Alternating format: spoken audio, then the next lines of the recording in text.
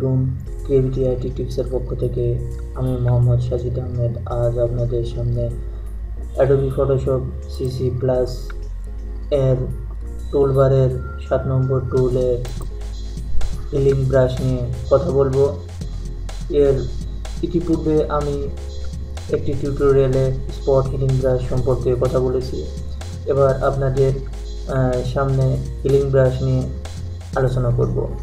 Spot healing brush এর কাজ এর মতোই এই হিলিং ব্রাশের কাজ একই, কিন্তু একটু ব্যতিক্রম। সেটি দেখুন, এই কালারটি চেঞ্জ হচ্ছে অনেক 2 অথবা 3 বার একের অধিক ক্লিক করার পর। যখন এই স্পটটি আপনি এখান থেকে মসৃণ করে দিতে চান, এই ইমেজের সাথে সংযুক্ত না রাখতে চান, এর জন্য অল্টার প্রেস করে দেখুন হিলিং ব্রাশ দিয়ে কাজ করতে হয়। একই ধরনের কাজ করতে হয় হিলিং ব্রাশের মাধ্যমে।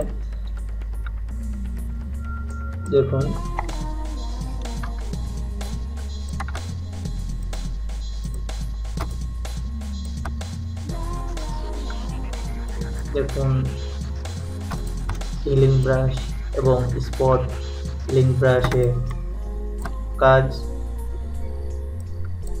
একটু ভিন্ন।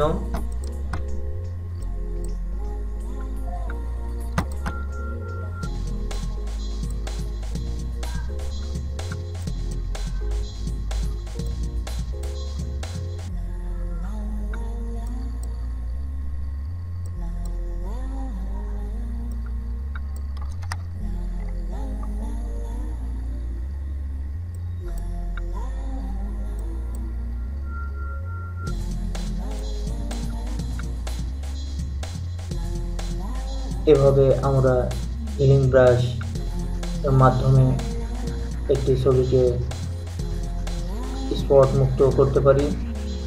আশা করি আপনারা হিলিং ব্রাশ সম্পর্কে একটু হলেও বুঝতে পেরেছেন। আমার এই টিউটোরিয়ালটিকে সাবস্ক্রাইব করুন, শেয়ার করুন এবং কমেন্ট করুন। সবাইকে ধন্যবাদ।